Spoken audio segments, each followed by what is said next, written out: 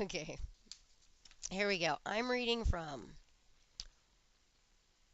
Olmsted Guide to the Olmsted Legacy at the University of Washington, celebrating the centennial of the 1909 AYP Alaska Yukon Pacific Exposition. Pacific as opposed to Pacific. Pacific. Okay. Oh, yes, this is really great. It even has a nice little picture. University, what it looked like.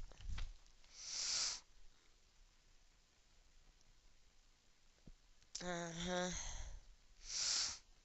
The state of Washington initially funded four main public buildings which would remain on campus.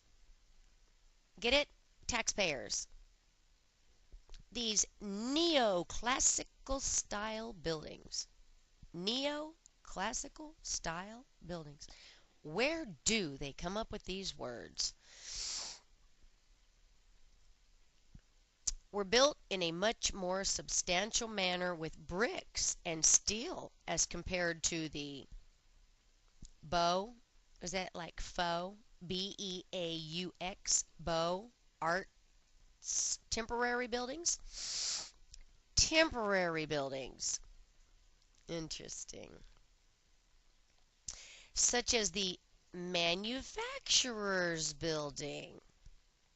Manufacturers Building, which used plaster and staff, which is a mixture of hair and plaster, to coat the wooden lath, lathe, so that they could be rapidly built and just as rapidly dismantled. What happened to all that material? Fine Arts Palace, now the Architecture Hall, was designed by Howard and Galloway and is the most prominent building remaining from the Alaska Yukon Pacific Exposition. Washington State Women's Building continues to serve as a center for women on campus and was named in 1983 for one of the foremost 20th century photographers, Imogen Cunningham. Isn't that an interesting name? Imogen. Imogen. Image. Imogen. Sounds like image to me. What do you make with a picture? An image. Photographed in 2009 before the move from its original site across from Architecture Hall on Stevens Way. The Washington State Women's Building has been moved.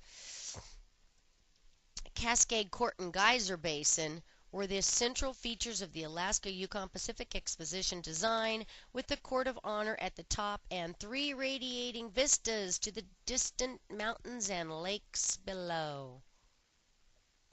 Oh, what happened to the distant mountains and lakes below? Same thing that's happening everywhere else, they're drying up.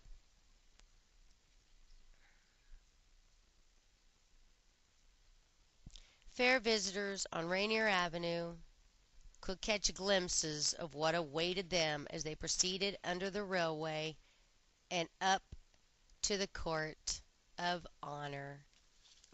Up to the Court of Honor. Very interesting. Silly thing.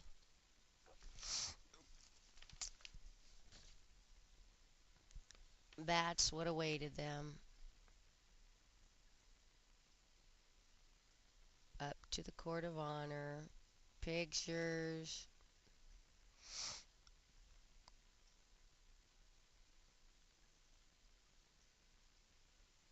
Pictures. Wow. The water is filthy. They created this all back then. Tore it all down. What's beautiful at the time is no longer beautiful.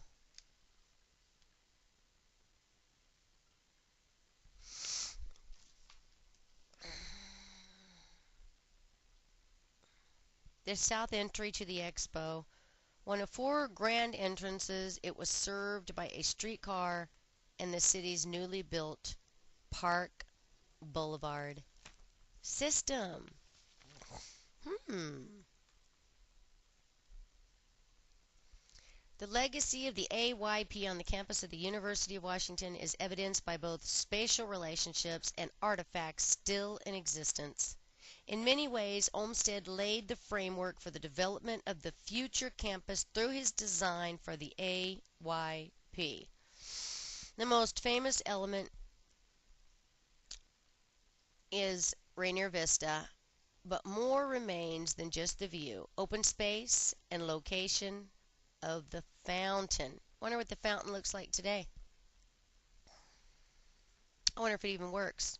With its gradual downward slope toward the south-southeast, as well as its width as established by the two remaining parallel paths on either side, Rainier Vista's landform exists relatively unchanged.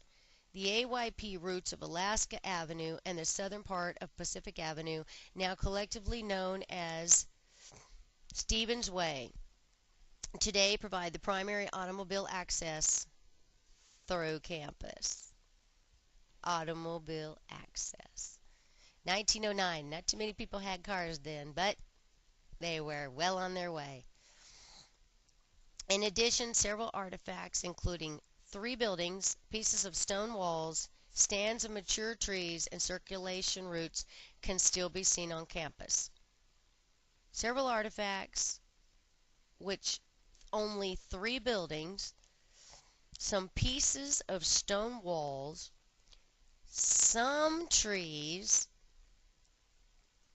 and circulation routes can still be seen.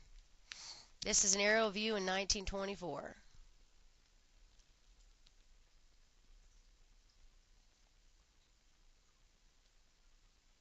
I wonder what it looks like today. However, the story of the AYP can also be told by those elements that we can no longer readily see. Not only have the majority of the buildings and related furnishings of the fair disappeared, all that money, all those trees cut down, all that junk, stuff, matrix, put together to draw all those people to Washington have disappeared. But also much of the secondary axes, vistas, and other prominent spatial relationships. Where the largest and most prominent structure of the fair, the U.S. government building, once stood, is now Red Square. Does that sound like Tiananmen Square to you? Red Square? Both Union and Washington vistas have been interrupted by tall structures, but an edge path for each continues to define these axes. Nome Circle was located in the yard now west of the Student Union building, which occupies the site of the AYP Forestry Building. South Pay Street is now the Health Sciences Center, but one can still visit the shoreline dock area where boats delivered fairgoers. The boats and the trains brought the people so they could see the cars and everything else of the 20th century, so that they could invest their money. Money, money, money, money, money. So they could see the designs of the architects, so they could go back to wherever they came from and build their own little special homes, just like the expo. Alaska, Yukon, Pacific. Killed the Native Americans and the Mexicans, enslaved the blacks in the plantations, and all these white people came together with all their money and did this which still is happening today. One can still visit the shoreline dock area where boats deliver the fairgoers. On the east shore, beyond Husky Stadium, one can experience the rustic wetland edge, now lower and farther east. Interesting, isn't it, how it moves? We moved it. Despite significant changes, the spirit of Olmsted's AYP design lives on in the overall framework of the campus today. The legacy of global warming still exists today. How much longer, people? Are you going to deny history?